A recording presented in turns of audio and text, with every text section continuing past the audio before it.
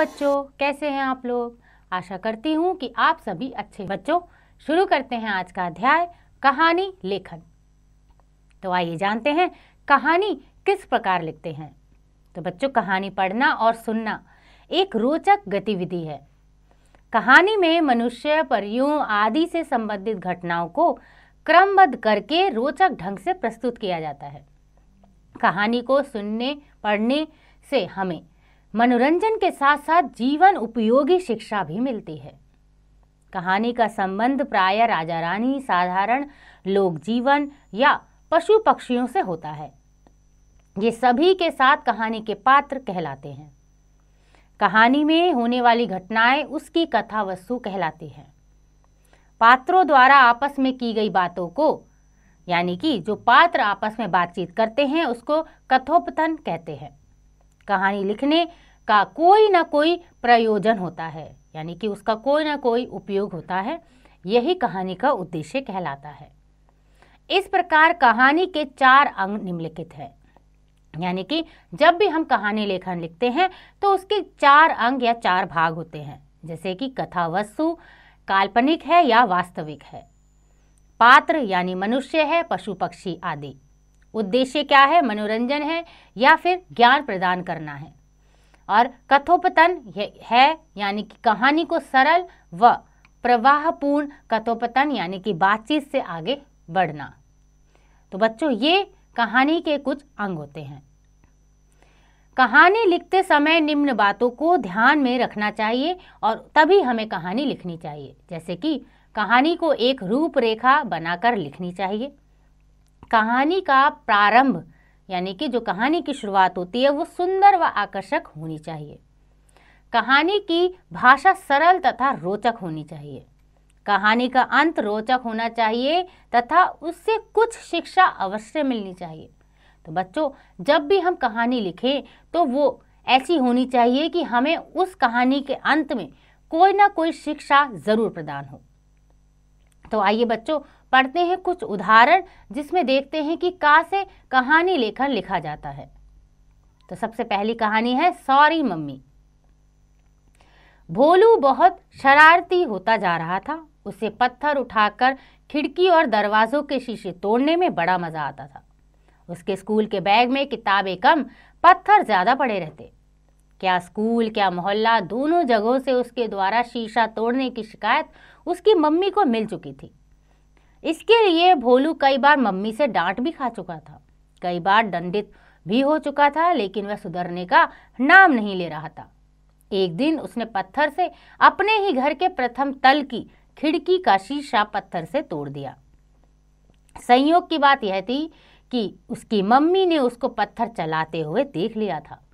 Mummy बोलती है, भोलू जल्दी घर में आओ। जी मम्मी, मैं आ गया, भोलू बोलता है। मम्मी गुस्से से दांत पीसते हुए बोलती है, तुमने खिड़की का शीशा क्यों तोड़ा? भोलू मासूमियत से, मम्मी मैंने नहीं तोड़ा। झूठ मत बोलो, मैंने अपनी आंखों से तुम्हें पत्थर चलाते हुए देखा है। उसका कान पकड़ ऐंठ कर गुस्से में जोर से पूछा, बताओ शीशा क्यों तोड़ा? कांट ऐंठने, माथा सिकोड़कर उचका जरूर, डांट भी खाई, परंतु शीशा तोड़ने वाले भोलू ने चुप्पी न तोड़ी। शाम हो रही थी, मम्मी खाना बनाने चली गई। रात को भोजन के बाद मम्मी ने उसी कमरे में लेटने के लिए भेजा जिस कमरे का उसने शीशा तोड़ा था। साथ में मम्मी ने उसे ओढ़ने के लिए चादर और कंबल भी नहीं दिए और बाहर से दरवाजा भी बंद कर दिया। उसी खिड़की के सामने बेड था जिसका शीशा टूटा था। नवंबर माह की रात थी। रात को ठंडी हवा चलने लगी। भोलू हवा से बचने के लिए कमरे में इधर उधर जाता, मम्मी को बुलाता, मम्मी दरवाजा खोलो, हवा चल रही है, मुझे ठंड लग रही है, मैं बीमार हो जाऊंगा। आधी रात तक भोलू कमरे में कभी दीवार की आड़ में बैठकर हवा से कुछ राहत पाता या बेड के नीचे बैठकर। भोलू गया तो था सोने के लिए, उस कमरे में नींद का कोई सवाल नहीं। 1 बजे रात को मम्मी ने दरवाज़ा खोला। भोलू ठंड से ठिठुरते हुए मम्मी से लिपट गया और कहने लगा, मम्मी मुझे बहुत ठंड लग रही है। सॉरी मम्मी, अब मैं कभी खिड़कियों व दरवाज़ों के शीशे नहीं तोड़ूंगा, कान पकड़ता हूँ। मम्मी, आज मैंने देख लिया खिड़कियों के शीशे तोड़ने से या उनके टूटने से क्या क्या होता है। मम्मी सॉरी, अब भोलू हमेशा के लिए सीख पा चुका था।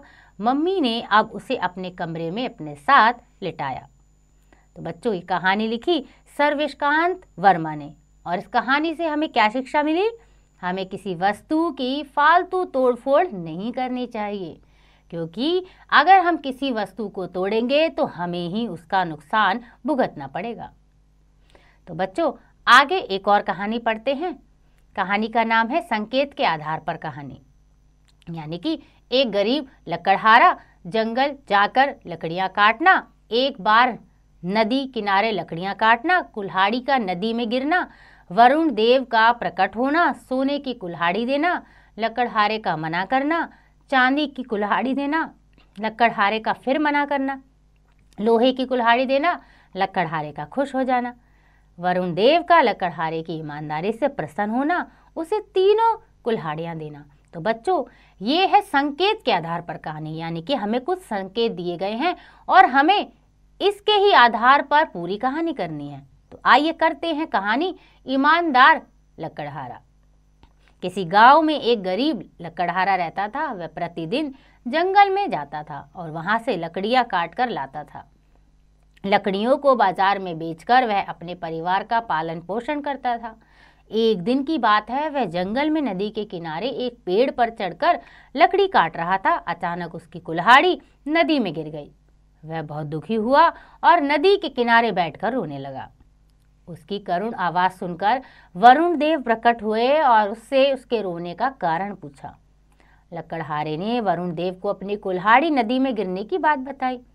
उसकी बात सुनकर वरुण ने उससे कहा, रोना मत बच्चे, रोना बंद करो, मैं तुम्हारी कुल्हाड़ी अभी लेकर आता हूँ। इतना कहकर वरुण देव ने नदी में डुबकी लगाई और सोने की कुल्हाड़ी लेकर बाहर आए। उन्होंने कहा, ये लो कुल्हाड़ी और लकड़ियाँ काटो। लकड़हारा बोला, नहीं नहीं, यह मेरी कुल्हाड़ी नहीं है, यह तो सोने की है, मैं इसे नहीं ले सकता। वरुण देव ने फिर नदी में डुबकी लगाई और फिर इस बार वे चांदी की कुल्हाड़ी लेकर बाहर आए। लकड़हारे ने चांदी की कुल्हाड़ी लेने से भी मना कर दिया। वरुण देव ने एक बार फिर डुबकी लगाई और इस बार वे लोहे की कुल्हाड़ी लेकर बाहर आए।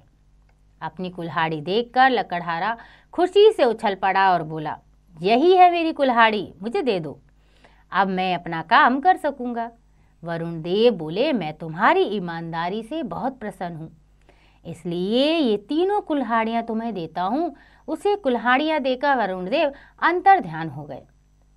तो बच्चों, इस कहानी से हमें शिक्षा मिली कि ईमानदारी का फल सदैव मीठा होता है। यानी कि हमें हमेशा ईमानदार बने रहना चाहिए। अगला है बच्चों चित्रों के आधार पर कहानी। यानी कि यहाँ पर कुछ चित्र दिए हैं, उसे हम ध्यान से देखेंगे और इसके आधार पर हम कहानी लिखेंगे। तो कहानी का नाम है सच्चे मित्र। तो बच्चों, इन चित्रों को ध्यान से देखिए और आइए पढ़ते हैं कैसे चित्र देखकर हम कहानी लिखते हैं। एक जंगल में एक हिरन, कौवा और चूहा रहते थे। तीनों आपस में गहरे मित्र थे। वे साथ साथ खेलते और खाते पीते थे। एक दिन जंगल में घूमते घूमते हिरन शिकारियों द्वारा फैलाए गए जाल में फंस गया। उसने जाल से बाहर निकलने की बहुत कोशिश की, परंतु वह विफल रहा। तभी वहां कौवा आ गया। अपने मित्र हिरन को जाल में फंसा देखकर वह चूहे के पास गया और उसे अपनी पीठ पर बैठाकर कुछ ही क्षणों में हिरन के पास ले आया। चूहे ने अपने तेज दांतों से जाल काट दिया और हिरन को जाल से बाहर निकाल दिया। इस प्रकार हिरन की जान बच गई। तो बच्चों, ये थी कहानी चित्रों को देखकर कहानी लिखना।